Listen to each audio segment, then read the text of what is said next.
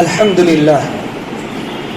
لله نحمده ونستعينه ونستغفره ونعوذ بالله من شرور أنفسنا ومن سيئات أعمالنا من يهده الله فلا مضل له ومن يضلل فلا هادي له وأشهد أن لا إله إلا الله وحده لا شريك له وأشهد أن محمدا عبده ورسوله أما بعد فإن خير الحديث كتاب الله وخير الهدي هدي محمد صلى الله عليه وسلم وشر الأمور محدثاتها وكل محدثة بدعة وكل بدعة ضلالة وكل ضلالة في النار. أعوذ بالله من الشيطان الرجيم. بسم الله الرحمن الرحيم. يا أيها الذين آمنوا اتقوا الله حق تقاته ولا تموتن إلا وأنتم مسلمون. يا أيها الناس اتقوا ربكم الذي خلقكم من نفس واحدة وخلق منها زوجها وبث منهما رجالا كثيرا ونساء واتقوا الله الذي تساءلون به والأرحام إن الله كان عليكم رقيبا. يا أيها الذين آمنوا اتقوا الله وقولوا قولا سديدا يصلح لكم أعمالكم ويغفر لكم ذنوبكم ومن يطع الله ورسوله فقد فاز فوزا عظيما. وقال الله تبارك وتعالى في موضع آخر: ويوم يعرض الذين كفروا على النار أذهبتم طيباتكم في حياتكم الدنيا واستمتعتم بها. تمام قسم کی حمد و ثنا اللہ رب العالمین کے لیے ہے.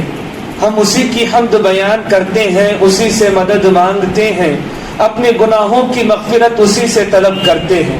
وہ پروردگار جسے ہدایت دے اسے کوئی گمراہ نہیں کر سکتا، اور جسے وہ گمراہ کرے اسے کوئی ہدایت نہیں دے سکتا. یاد رکھیں، باتوں میں سب سے بہترین بات پروردگارہ کی ہے اور بہترین تحفہ پیارے نبی علیہ الصلوۃ والسلام کا ہے. اب اس کے بعد دن میں ہر نئی بات بدعت ہے، ہر بدعت گمراہی ہے، ہر گمراہی جہنم کے جانب لے جانے والی ہے. اے اہل ایمان، اللہ رب العالمین سے ڈرتے رہیں ویسے جیسے اس سے ڈرنا چاہیے، اور آگاہ ہو جائیں، خبردار ہو جائیں کہ تمہیں موت نہ آنے پائے اس حال میں کہ تم مسلمان ہو. اے لوگوں، اپنے رب سے ڈرو، جس رب نے تمہیں ایک مرد سے پیدا کیا، اس کے بعد پہلے اس کی بیوی کو بنایا، اور اس کے بعد اس سے بہت سے مرد اور عورتیں بنائی، اور پھر مختلف قبیلوں میں، شعبوں میں تمہیں بانٹ دیا. اے اہل ایمان، اللہ رب العالمین سے ڈرتے رہے، اور جب بات کریں تو سیدھی سیدھی صاف صاف بات کیا کریں. اللہ تمہارے اعمال کی اصلاح کرے گا، تمہارے گناہوں کی مغفرت کرے گا، اور جو اللہ اور اس کے رسول صلی اللہ علیہ وسلم کی اطاعت کرے وہ بڑی کامیابی کو حاصل کرنے والا ہے. محترم حضرات، خطبہ مسنونہ کے بعد جس آیت کریمہ کی میں نے آپ لوگوں کے سامنے تلاوت کی، اللہ رب العالمین فرماتا ہے: اور جس دن کافرین کو جہنم کے سامنے پیش کیا جائے گا، ان سے کہا جائے گا کہ دنیاوی زندگی سے تم نے بہت سے مزے لیے ہیں، بہت سا فائدہ تم نے اٹھا لیا ہے، اب تمہارے ان مزوں کے بدلے، آخرت سے غفلت کے بدلے میں اللہ رب العالمین تمہیں ذلت و رسوائی کے عذاب سے دوچار کرے گا. محترم حضرات، اللہ رب العالمین نے آدم علیہ السلام کو پیدا کرنے کے بعد جب اس دنیا میں بھیجا تو کہا: اے آدم، تمہیں اس دنیا میں ہمیشہ نہیں رہنا. وَلَكُمْ فِي الْأَرْضِ مُسْتَقَرٌّ وَمَتَاعٌ إِلَىٰ حِينٍ. اے آدم اور اے آدم کی اولاد، تمہیں اس دنیا میں ایک مختصر سی مدت گزار لینی ہے، اور اس کے بعد تمہیں اپنے اصل ٹھکانے کے جانب لوٹنا ہے. تمہارا اصل ٹھکانہ جنت ہے. یہ دنیا انسان کا عارضی ٹھکانہ ہے، اس کے بعد آنے والی زندگی ابدی دائمی ہے جو کبھی ختم ہونے والی نہیں۔ در حقیقت یہ دنیا ایک ذریعہ ہے، ایک آزمائش ہے، ایک راستہ ہے، اور آخرت نتیجہ ہے، آخرت منزل ہے، آخرت مقصد ہے۔ میرے پیارے بھائیوں، دنیا میں کئی ایسے لوگ ہیں جو اس دنیا کو اپنا مقصد بنا کر زندگی گزارتے ہیں، اس دنیا کو اپنی منزل بنا کر زندگی گزارتے ہیں، اسی دنیا کو وہ سب کچھ سمجھتے ہیں اور آخرت کو اس کے مقابلے میں کوئی ترجیح نہیں دیتے۔ یاد رکھیں، یہ دنیا بس ایک ذریعہ ہے اپنی آخرت کو بچانے کا، یہ دنیا ایک راستہ ہے اپنی کھوئی جنت کو حاصل کرنے کا، یہ دنیا ایک آزمائش کا سامان ہے، اس میں پڑھ کر اپنی آخرت سے اپنے آپ کو غافل نہیں ہونا ہے۔ اللہ رب العالمین نے قرآن مجید میں فرمایا وَإِنَّمَا تُوَفَّوْنَ أُجُورَكُمْ يَوْمَ الْقِيَامَةِ فَمَنْ زُحْزِحَ عَنِ النَّارِ وَأُدْخِلَ الْجَنَّةَ فَقَدْ فَازَ، کہ اللہ رب العالمین تمہیں تمہارے اعمال کا پورا بدلہ دے گا، اور جو جہنم سے بچا لیا جائے، جنت میں داخل کر دیا جائے، وہ بڑی کامیابی والا ہے۔ معلوم یہ ہوا کہ کامیاب انسان وہ نہیں جو اس دنیا کے پیچھے پڑھ کر مال و دولت کما کر اللہ سے غافل ہو جائے، وہ کامیاب نہیں ہے۔ جو اس دنیا کے پیچھے پڑھ کر اس کا بادشاہ بن جائے اور اللہ سے غافل ہو جائے، وہ اس دنیا میں کامیاب انسان نہیں ہے۔ کامیاب انسان وہ ہے جو فقر و فاقہ کی زندگی کیوں نہ گزارتا ہو، جو غریبی اور محتاجی کی زندگی میں کیوں نہ رہتا ہو، لیکن ہاں وہ اللہ سے لو لگاتا ہے، اپنی کوئی جنت کو حاصل کرنے کی کوشش کرتا ہے، وہ کامیاب انسان ہے۔ آج لوگوں نے اس دنیا کو، اس حقیر سی دنیا کو بڑی اہمیت دے رکھی ہے۔ یاد رکھیں، اللہ رب العالمین کی نظر میں اس دنیا کی کوئی حیثیت، کوئی وقعت نہیں ہے۔ پیارے نبی علیہ الصلوۃ والسلام کا فرمان ہے لو كانت الدنيا تعدل عند الله جناح بعوضة، کہ اللہ رب العالمین کے نزدیک اس دنیا کی حقیقت اگر ایک مچھر کے پر کے برابر بھی ہوتی تو اللہ رب العالمین کسی کافر کو ایک گھونٹ پانی تک نصیب نہیں کرتا۔ کوئی حقیقت اس دنیا کی نہیں ہے۔ اس دنیا کو آج ہم نے اپنے سر پر اتنا چڑھا لیا ہے کہ ہم میں کا ہر انسان دنیا کرتا نظر آ رہا ہے، مال کمانے میں اتنا مصروف ہے کہ وہ نہیں جانتا کہ اس کے پاس حلال آ رہا ہے یا حرام آ رہا ہے، وہ خرچ کرنے میں اتنا مصروف ہے وہ نہیں جانتا کہ جہاں خرچ کر رہا ہے وہ حلال ہے یا حرام ہے۔ یاد رکھیں، یہ دنیا سب کچھ نہیں ہے۔ ہمارے نظر میں دنیا کی حیثیت و قاعد کیا ہونی چاہیے؟ ایک مرتبہ نبی علیہ الصلوۃ والسلام کا گزر صحابہ اکرام رضوان اللہ علیہم اجمعین کے ساتھ ہو رہا تھا۔ آپ نے دیکھا راستے میں ایک مردہ بکری پڑی ہوئی ہے، اور ایسی بکری جس کا کان بھی کٹا ہوا ہے، جو عرب کی نظر میں بہت حقیر مانی جاتی ہے۔ نبی علیہ الصلوۃ والسلام نے سوال کیا، اے صحابہ، تم میں سے کوئی ہے جو اس بکری کو 1 درہم میں خریدنا چاہتا ہو؟ صحابہ اکرام رضوان اللہ علیہم اجمعین نے کہا، اے نبی علیہ الصلوۃ والسلام، اس بکری کو 1 درہم میں خریدنے کی کیا بات کر رہے ہیں؟ کوئی اس کو فری میں بھی لینا قبول نہیں کرے گا، کوئی اس کو مفت بھی قبول نہیں کرے گا، کیونکہ یہ مر چکی ہے، یہ حقیر ہے۔ تب اللہ کے نبی علیہ الصلوۃ والسلام نے کہا تھا، یہ دنیا کی حقیقت اللہ کی نظر میں اس سے بھی کم ہے۔ میرے پیارے بھائیوں، اگر ہم دنیا کی تمام نعمتوں کو ملا لیں، اس کے خزانوں کو ملا لیں جو زمین میں دفن ہے اور جو آسمان میں پھر رہے ہیں، ان تمام خزانوں کو ہم ملا لیں، آدم علیہ السلام سے لے کر دنیا کے آخر انسان تک کا پورا مال ملا لیں، ان تمام خزانوں کو اگر اکٹھا کر لیں تو ان کی حیثیت اللہ رب العالمین کے دربار میں یا اس کی جنت کے سامنے کیا ہوگی؟ نبی علیہ الصلوۃ والسلام کا فرمان ہے، تم میں کا کوئی آدمی اپنی انگلی کو سمندر میں ڈبوئے نکالے، دیکھیں اس کی انگلی پر کتنا پانی لگا ہے، اتنی ہی حیثیت اس دنیا کی ہے، ورنہ سمندر جیسی بڑی بڑی نعمتیں تو آخرت میں مومنوں کو ملنے والی ہے۔ اب بڑا غافل، بڑا بدبخت ہے وہ انسان جو دنیا کی اتنی حقارت کے باوجود، دنیا کی اتنی کم حیثیت ہونے کے باوجود اس دنیا کے پیچھے پڑ کر وہ اللہ رب العالمین سے غافل ہو جاتا ہے، وہ اپنی کوئی جنت کو حاصل کرنے کی کوشش نہیں کرتا ہے، اس کے اعمال اسے جہنم میں لے جاتے ہیں۔ دنیا کے تھوڑے سے مال، تھوڑی سی عیش و عشرت کے لیے وہ اپنی حقیقی زندگی کو برباد کرتا ہے، وہ انسان عقل مند انسان نہیں ہے۔ تو یہ جان لے کہ یہ دنیا ہماری منزل نہیں ہے، یہ دنیا ہمارا مقصد نہیں ہے، یہ ایک راستہ ہے، ایک ذریعہ ہے جس کے ذریعے ہمیں اپنی منزل، اپنے مقصد کو حاصل کرنا ہے۔ بہت سے لوگ اس غلط فہمی میں پڑے ہوئے ہیں کہ یہ دنیا ہی سب کچھ ہے، یہاں پر ہمیں اپنے ارمانوں کو پورا کرنا ہے، اپنے خواہشات کو یہاں پر پورا کرنا ہے، اپنے خواہشات کے، اپنے نفسانی خواہشات کی تکمیل کے لیے ہمیں اپنی کوششیں کرنی ہے۔ یاد رکھیں یہ دنیا اپنی خواہشات کو مکمل کرنے کی جگہ نہیں ہے، یہ دنیا اپنے ارمان کو تاج محل کا سرتاج بنانے کی جگہ نہیں ہے، بلکہ یہ دنیا اپنے ارمانوں کو قربان کرنے کی جگہ ہے، اپنے خواہشات کو قربان کرنے کی جگہ ہے، تبھی جا کر تمہیں جنت حاصل ہوگی۔ اللہ رب العالمین مومنوں کو مصیبت سے دوچار کرتا ہے، پریشانیوں سے دوچار کرتا ہے، اور ان مصیبتوں، ان پریشانیوں کے بدلے اللہ رب العالمین انہیں جنت عطا کرتا ہے، انہیں اونچے اونچے محلات عطا کرتا ہے۔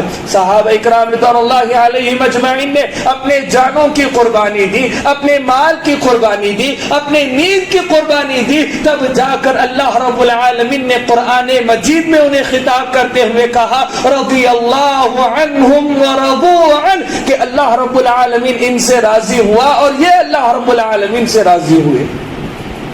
میں یہ نہیں کہتا کہ آپ سونا چھوڑ دیں، آپ اپنے آرام کو ترک کر دیں، اپنے عیش و عشرت کی زندگی کو بائیکاٹ کر دیں، یہ نہیں کہتا، لیکن ہماری دنیا پرستی، ہماری نعمت پرستی کہیں ہمیں رب سے غافل تو نہیں کر رہی ہے، ہمارے آرام دہ بستر کہیں ہمیں نماز فجر سے روک تو نہیں رہے ہیں، ہمارے عیش و آرام والی گاڑیاں کہیں ہمیں فخر میں مبتلا تو نہیں کر رہی ہے، ہمارے اونچے اونچے محلات کہیں ہمیں عباد اللہ کے حقوق کو ادا کرنے سے روک تو نہیں رہے ہیں۔ اس بات پر بھی نظر رکھا کریں۔ یاد رکھیں نبی علیہ السلام کا فرمان ہے ایاک والتنعم، کہ نعمت پرستی سے بچا کرو، نعمت پرست نہ بنو، کیونکہ اللہ رب العالمین کے بندے نعمت پرست نہیں ہوتے ہیں۔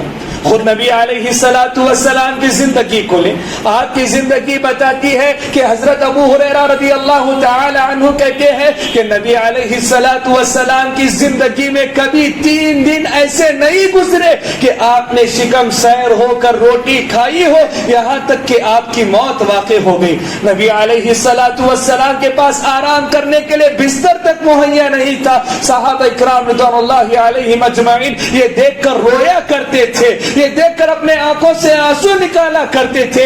حضرت عمر بن خطاب رضی اللہ عنہ کہتے ہیں اے نبی علیہ السلام بتائے کیا وجہ ہے کہ یہ قیصر و کسریٰ کے مشرکین، یہ مال پرست لوگ اتنی زیادہ نعمتوں میں رہے اور ہم آپ کے لیے ایک تکیے کا، ایک بستر کا انتظام نہ کر سکے؟ تب نبی علیہ السلام نے کہا تھا کہ مجھے اس دنیا سے کیا لینا دینا ہے، میں ایک مسافر کی طرح ہوں جو راہ چلتے چلتے کسی درخت کے نیچے کچھ دیر آرام کرتا ہے اور پھر وہاں سے چلا جاتا ہے۔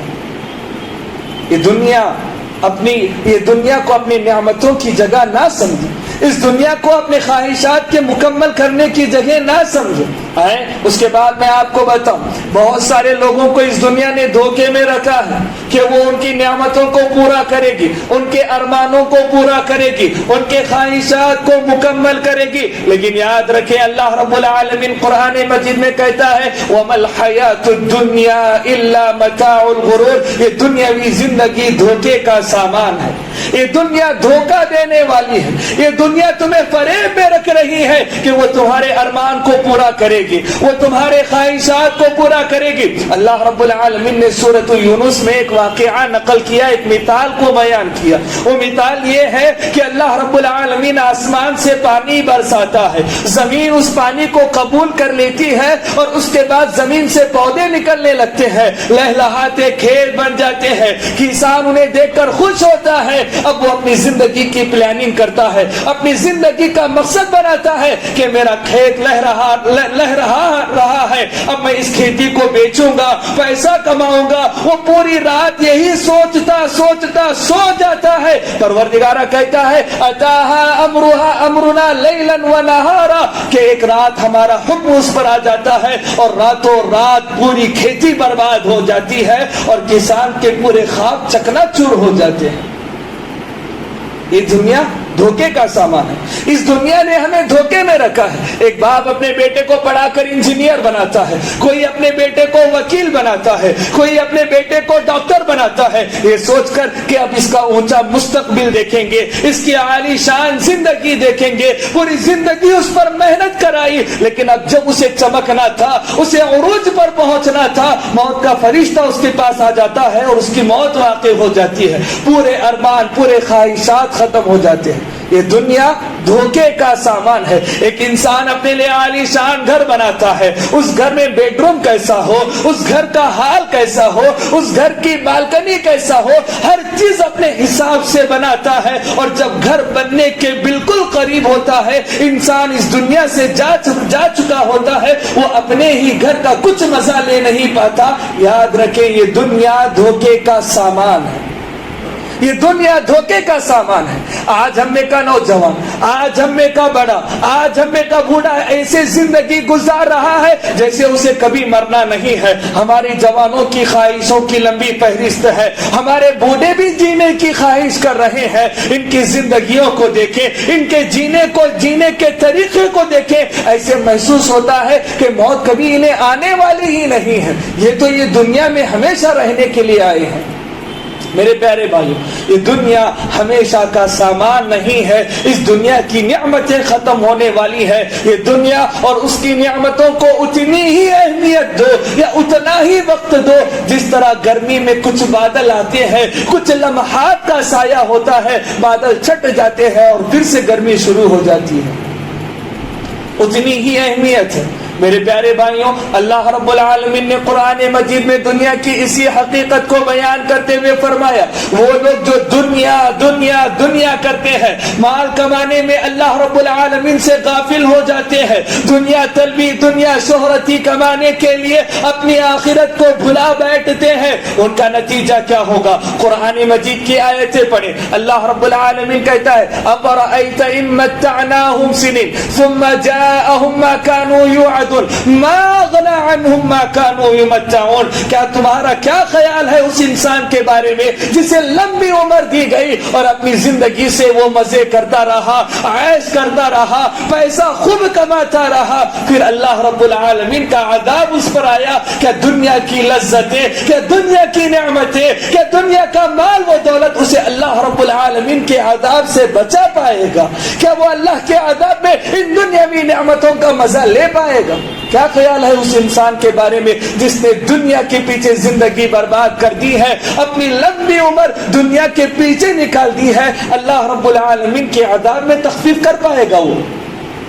میرے پیارے بھائیوں, ایک اور مقام پر اللہ رب العالمین فرماتا ہے کہ ہم میں دنیا پرستی اتنی ہو چکی ہے, مادہ پرستی اتنی ہو چکی ہے. یا ایھا الذین آمنوا اذا قیل لکم انفروا فی سبیل اللہ اثاقلتم الی الارض ارضیتم بالحیاۃ الدنیا من الآخرہ. جب تمہیں اللہ رب العالمین کی راہ میں نکلنے کو کہا جاتا ہے, اللہ والا ہونے کو کہا جاتا ہے, تو تمہارے پاؤں زمین میں ضبط ہو جاتے ہیں. تم اللہ رب العالمین کے لیے آگے بڑھنا نہیں چاہتے, اس کی راہ میں جہاد کرنا نہیں چاہتے, اس کی راہ میں قربانی دینا نہیں چاہتے. حقیقت یہ ہے کہ تم دنیاوی زندگی سے محبت کرتے ہو آخرت کے مقابلے میں.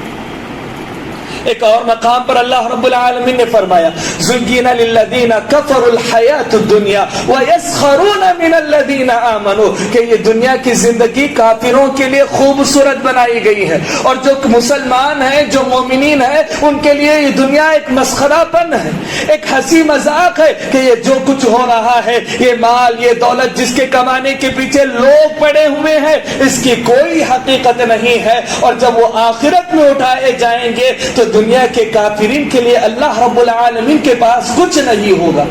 آج ہماری حالت، ہماری مادہ پرستی کیسی ہو چکی ہے، اللہ رب العالمین اس کا نقشہ کھینچتے ہوئے قرآن مجید میں کہتا ہے زُيِّنَ لِلنَّاسِ حُبُّ الشَّهْوَاتِ مِنَ النِّسَاءِ دنیا، یہ دنیا تمہارے خواہشات ہے، یہ تمہاری عورتوں کی جگہ ہے، تم نے اپنے دلوں میں عورتوں کو بسا لیا ہے، اپنے دل میں بیٹوں کو بسا لیا ہے، اپنے دل میں سونے اور چاندی کے خزانے بسا لیے ہیں، یہی تمہاری دنیا ہے۔ اس دل میں آخرت کے لیے جگہ نہیں ہے، اس دل میں اللہ رب العالمین کے ذکر کے لیے کوئی جگہ نظر نہیں آتی۔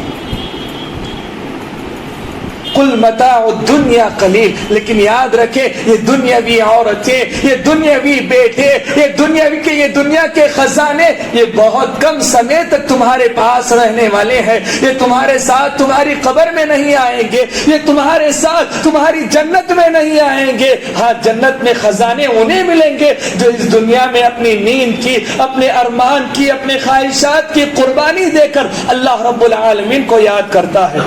محترم حضرات، آج مادہ پرستی اتنی بڑھ چکی ہے کہ ہم نے اللہ رب العالمین سے، اس کے ذکر سے اپنا منہ موڑ لیا ہے، اللہ رب العالمین سے بہت دور ہو چکے ہیں، کتاب اللہ اور سنت رسول اللہ سے بہت دور ہو چکے ہیں۔ ہم میں سے کئی ایسے لوگ ہوں گے جو بڑھاپے کی عمر کو پہنچ چکے ہوں گے، لیکن ابھی تک دین انہیں سمجھ میں نہیں آیا، ابھی تک توحید انہیں سمجھ میں نہیں آئی، ابھی تک زکوٰۃ نکالنے کا طریقہ انہیں نہیں معلوم، روزے کے آداب انہیں نہیں معلوم، اور زندگی کا ایک لمبا عرصہ انہوں نے ایسے ہی گزار لیا ہے۔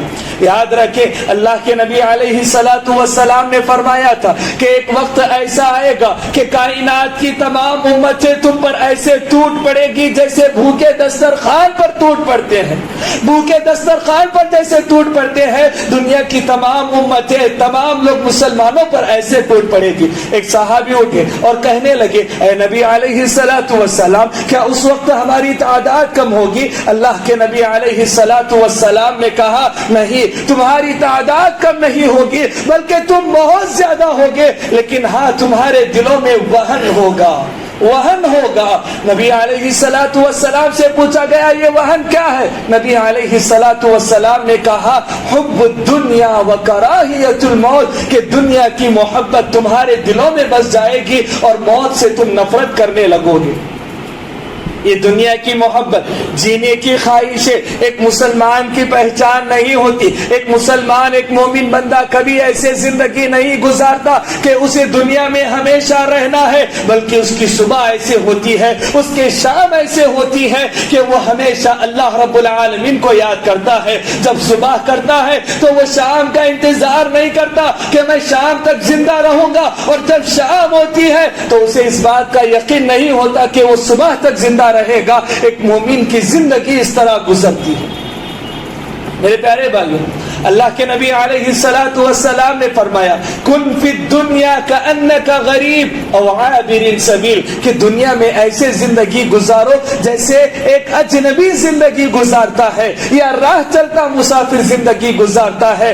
اذا امسیت فلا تنتظر الصباح، جب رات سو جاؤ تو صبح کے انتظار میں نہ رہو، موت کا فرشتہ کبھی بھی آ سکتا ہے۔ وَإِذَا أَصْبَحْتَ فَلَا تَنْتَظِرِ الْمَسَاءَ، اور جب صبح کر لو تو شام کا انتظار نہ کرو، موت کا فرشتہ کبھی بھی آ سکتا ہے۔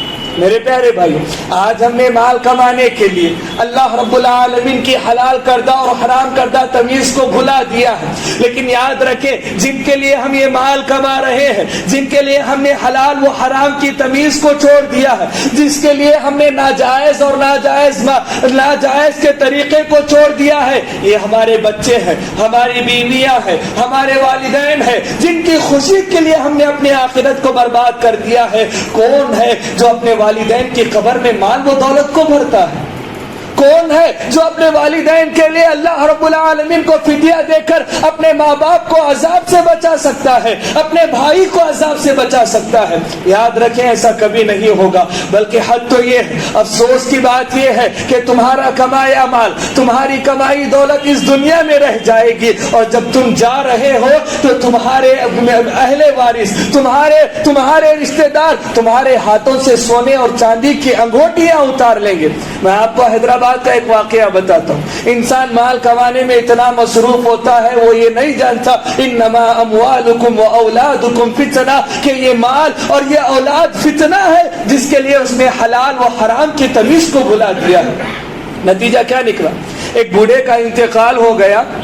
اب انتقال کے بعد غسال آئے دھلانے کے لیے، حیدرآباد کا واقعہ، غسال آئے دھلانے کے لیے، تو گھر کی ایک عورت نے کہا کہ اس آدمی کے منہ میں سونے کا ایک دانت ہے، اس دانت کو نکالنا ہے، سونے کے کچھ دانت تھے، اس دانت کو نکالنا۔ غسال نے کہا مرے انسان کا منہ کھولنا بہت مشکل ہے اور اس کے منہ سے دانت نکالنا بہت زیادہ تکلیف کی بات ہے، تو اس غسال کو کینسل کر دیا گیا، دوسرے غسال کو بلایا گیا جو زبردستی اس کے منہ سے سونے کے دانت نکال رہا تھا۔ یہ ہے دنیا کی حقیقت۔ ہم جب یہاں سے جائیں گے تو ہمارے ساتھ ہمارے بچے، ہمارا مال، ہمارا اہل و عیال نہیں آئے گا تو ساتھ میں ہمارے اعمال صالحہ آئیں گے، ہماری نیکیاں آئیں گی۔ اللہ رب العالمین نے قرآن مجید میں فرمایا قد افلح من تزکا، کہ وہ انسان کامیاب ہو گیا اس دنیا میں بھی اور آخرت میں بھی۔ کون؟ جس میں وذکر اسم ربہ فصلی، جو اپنی زندگی میں اللہ کا ذکر کرتا ہے، نمازیں پڑھتا ہے۔ ہاں وہ انسان برباد ہو جائے گا جو صرف اپنی دنیا کو ترجیح دیتا ہے اور آخرت کو بھلا دیتا ہے۔ میرے پیارے بھائیوں، اللہ رب العالمین نے قرآن مجید میں جا بجا مقامات پر دنیا کی حقیقت کو بتایا ہے، لیکن ہم ہیں کہ اس دنیا کو سمجھنے کے لیے تیار نہیں ہے، اسی کو ہم نے اپنا پورا دے دیا ہے۔ اپنی زندگی کا وقت، اپنی زندگی کے ارمان، اپنی زندگی کے خواہشات یہیں پر ہم مکمل کرنے بیٹھ گئے ہیں۔ اللہ رب العالمین دنیا طلب لوگوں کے انجام کو بتاتے ہوئے قرآن مجید کے مختلف مقامات پر نشاندہی کرتا ہے، فرماتا ہے من کان یرید الحیات الدنیا زینتها نوفی الیہم اعمالهم وهم فیہا لا یبخسون اولئک الذین لیس لهم فی الآخرۃ الا النار۔ یہ جو دنیا کر رہے ہیں، ہم انہیں دنیا دیں گے، ہم انہیں مال دیں گے، دنیا کا عیش و آرام دے دیں گے، لیکن جب آخرت میں آئیں گے سوائے جہنم کے ان کے لیے کچھ اور نہیں ہوگا۔ ایک اور مقام پر اللہ رب العالمین نے فرمایا من کان یرید العاجلۃ عجلنا له فیها ما نشاء لمن نرید ثم جعلنا له جہنم یصلاها مذموما مدحورا، کہ وہ لوگ جو دنیا کو چاہتے ہیں ہم نے دنیا انہیں دے دی ہے، پھر انہیں ہم جہنم میں پہنچا دیں گے۔ یہ دنیا طلب، یہ شہرت پسند، یہ حلال و حرام کی تمیز کیے بغیر زندگی گزارنا اپنے لیے جہنم میں ٹھکانہ بنانے کے مانند ہے۔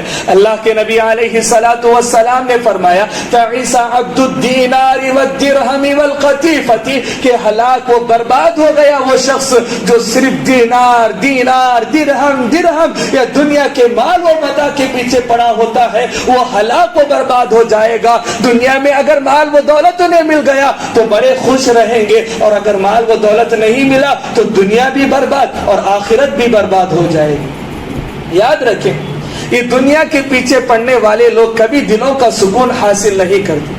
یہ جتنا دنیا کے پیچھے جائیں گے دنیا انہیں اپنا اتنے قریب کرتے جائے گی، اور یہ دنیا کبھی اپنے ارمان کو، خواہشات کو ختم ہونے نہیں دے گی۔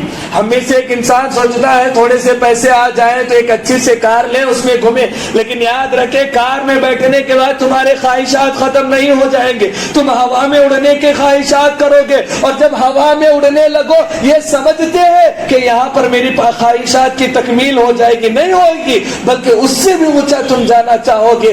دنیا کے خواہشات کی کوئی انتہا نہیں ہوتی۔ ایک مسلمان جو نو مسلم ہے، انگریز ہے، اس نے اسلام قبول کیا. اپنے اسلام قبول کرنے کی کئی وجہ اس نے ایک کتاب میں بیان کی کہ میں فلاں فلاں چیزوں کو دیکھ کر اسلام قبول کیا. وہ ایک بار کہتا ہے کہ میں ٹرین میں بیٹھا ہوں، میں نے دیکھا میرے آمنے سامنے چاروں طرف انگریز بیٹھے ہوئے تھے، جو مال و دولت کی کمی جن کے پاس نہیں ہوتی، سب مالی فراوانی میں تھے اور ایک اچھے خوشگوار ماحول میں زندگی گزار رہے تھے. میں نے ان کے چہروں کو پڑھنا شروع کیا، ایک ایک کے چہرے کو پڑھتا گیا پورا سفر. کسی کی زندگی میں مجھے سکون و اطمینان نظر نہیں آیا. میں بڑا پریشان ہوا کہ فلاں کے پاس مال و دولت ہے، فلاں کے پاس عورت ہے، فلاں کے پاس شہرت موجود ہے، وہ خوش نظر نہیں آتے، ان کے دل بے چین کیوں نظر آتے ہیں، ان کے چہرے پریشان کیوں نظر آتے ہیں. وہ اپنے گھر آتا ہے، قرآن مجید کا مطالعہ کرنے لگتا ہے. جو سورت اس نے پہلے پڑھی وہ کیا تھی؟ الہاکم التکاثر حتی زرتم المقابر کلا سوف تعلمون، کہ کثرت کی خواہش نے، حرص و طمع نے تمہاری زندگی کو برباد کر کے رکھ دیا ہے. یہ دنیا دنیا دنیا، یہ جو دل میں بسی ہے، اس نے تمہاری زندگی کو برباد کر دیا. تم دنیا دنیا کرتے رہے یہاں تک کہ قبرستان میں جا پہنچے. میرے پیارے بھائی، حقیقی سکون اسی کو ملتا ہے جو اللہ رب العالمین کا ہوتا ہے. جو اللہ رب العالمین کا ہو جاتا ہے اس کے دلوں میں سکون و اطمینان ہوتا ہے. سلف صالحین کہتے ہیں کہ تقویٰ کی زندگی میں جو سکون ہے، اخلاص کی زندگی میں جو سکون ہے، اگر ان دنیاوی بادشاہوں کو معلوم ہو جائے تو یہ دنیا کے بادشاہ ہم سے لڑیں گے، جنگ کریں گے اور ہماری زندگیوں کا سکون و اطمینان ہم سے لے جائیں گے.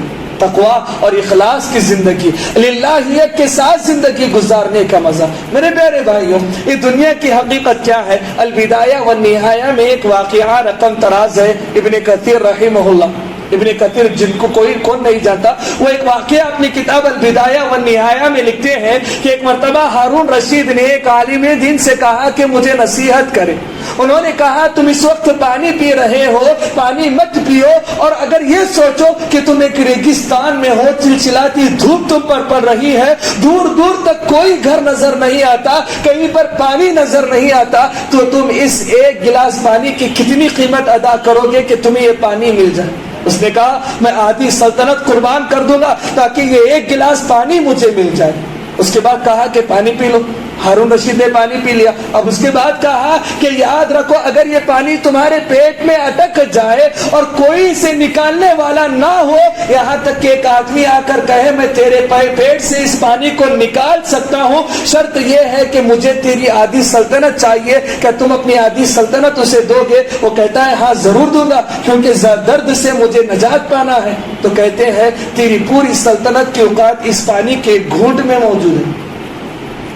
یہ دنیا ہے، دنیا کی اتنی ہی حقیقت ہے. ہم نے اس دنیا کو بہت اوپر چڑھا رکھا ہے، اپنے سروں میں یہ دنیا بستی ہے، رچ چکی ہے. آج ہم نے کہا ہر انسان دنیا دنیا کرتا نظر آ رہا ہے، اللہ والے دنیا کرتے نظر آ رہے ہیں، مال و متاع کے پیچھے ایسے پڑے ہوئے ہیں کہ ہم نے اپنے رشتے ناطے توڑ لیے ہیں، اللہ سے تعلق ختم کر لیا ہے، قرآن مجید سے غافل ہو گئے ہیں.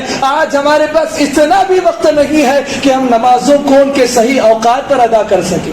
کیا کریں گے اس دنیا کا؟ 60 سالہ 70 سالہ زندگی کو بہتر بنانے کے لیے آپ ایک عالی شان گھر تعمیر کرتے ہیں، اس گھر میں گرمیوں کا مقابلہ کرنے کے لیے اے سی اور سردیوں کا مقابلہ کرنے کے لیے ہیٹر کا انتظام کرتے ہیں. 60 سالہ 70 سالہ دنیاوی زندگی کو بہتر بنانے کے لیے آپ نے پوری زندگی لگا دی. یاد رکھیں وہ کروڑوں ابدوں سال کی زندگی ہے جو کبھی ختم ہونے والی نہیں ہے. یہ 60 سالہ 70 سالہ زندگی کو بہتر بنانے کے لیے وہ کروڑوں سال کی زندگی کو برباد کرنا کہاں کی عقل مندی ہے؟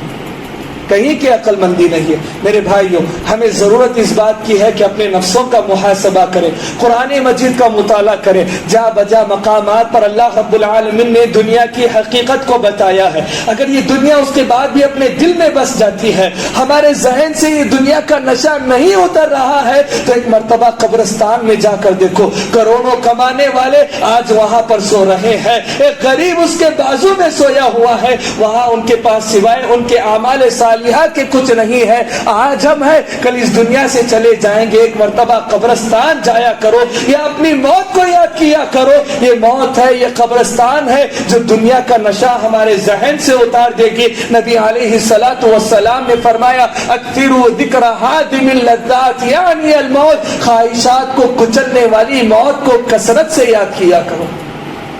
میرے پیارے بھائی, وقت بہت زیادہ ہو رہا ہے. کئی ایسی مثالیں تھی جہاں جو میں نے لکھ کر لائی تھی کہ میں آپ کے سامنے رکھوں گا. نبی علیہ الصلوۃ والسلام کی زندگی دیکھ لیں. اللہ کے نبی نے اس دنیا میں زندگی گزاری. کبھی اپنے پیٹ پر پتھر باندھا, کبھی اپنے گھر سے کھانے کی تلاش میں نکل گئے کہ میں بھوکا ہوں, تو راستے میں ابو بکر کو پایا. ابو بکر نے کہا میں بھی بھوکا ہوں, کچھ نہیں کھایا. دونوں نے عمر کو پایا تو تینوں نے کہا کہ ہم نے بھی کچھ نہیں پایا. اور یہ کائنات کے بہترین انسانوں میں سے جن کے پاس دنیا نہیں تھی, جن کے پاس مال نہیں تھا. عمر بن خطاب رضی اللہ تعالی عنہ کو دیکھ کر صحابہ شرم محسوس کیا کرتے تھے. اے عمر, تم خلیفۃ المسلمین ہو, تم امیر المومنین ہو, لیکن تمہارے کپڑوں پر پیبند لگے ہوئے ہیں. کپڑوں کو سلا کرتے تھے, پہنا کرتے تھے, پھٹے کپڑے کو سلا کرتے تھے, پہنا کرتے تھے, کہ یہاں تک کہ صحابہ عائشہ رضی اللہ تعالی عنہا نے تک یہ کہا تھا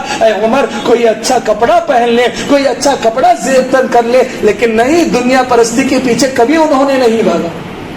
وہی زندگی, وہی کپڑے میں انہوں نے گزارا. حضرت ابو بکر رضی اللہ تعالی عنہ کا جب انتقال کا وقت قریب آیا تو انہوں نے کہا ایک فلاں چادر ہے اور یہ میرے آنکھ کے کپڑے ہیں, ہم اس کو دھونا اور اسی سے میرا کفن بنا دینا. تو حضرت عائشہ رضی اللہ عنہا نے کہا تھا اے ابا جان ایک نیا کفن خرید لیں گے. تو انہوں نے کہا تھا نئے کپڑے کی ضرورت مجھ مردے سے زیادہ زندے کو ہوگی. دنیا پرستی نہیں تھی, اور یہ کائنات کے سب سے بہترین لوگ ہیں. محترم حضرات, حضرت عبد الرحمن بن عوف رضی اللہ تعالی عنہ کو اللہ نے خوب نوازا, مال و دولت دی, دنیا کی ہر قسم کی نعمت انہیں عطا کی. ایک مرتبہ دسترخوان پر بیٹھے ہیں, کہتے ہیں کہ مصعب بن عمیر مجھ سے بہت اچھے تھے, اور جب ان کا انتقال ہو گیا تو ان کے جنازے کے لیے کفن میسر نہیں تھا کہ سر ڈھکا جاتا تو پیر کھلتا, پیر ڈھکا جاتا تو سر کھل جایا کرتا تھا. حمزہ بھی مجھ سے بہتر تھے, ان کو بھی پورا کفن میسر نہیں ہوا. اس کے بعد اللہ نے مجھ پر دنیا کی دولتیں کھول دی ہیں. مجھے ڈر ہے, خوف ہے کہ اللہ نے میری نیکیوں کا بدلہ مجھے اس دنیا میں دے دیا ہے اور آخرت میں میرے لیے کچھ نہیں ہے. اتنا روئے کہ اس دسترخوان سے اٹھ کر چلے گئے.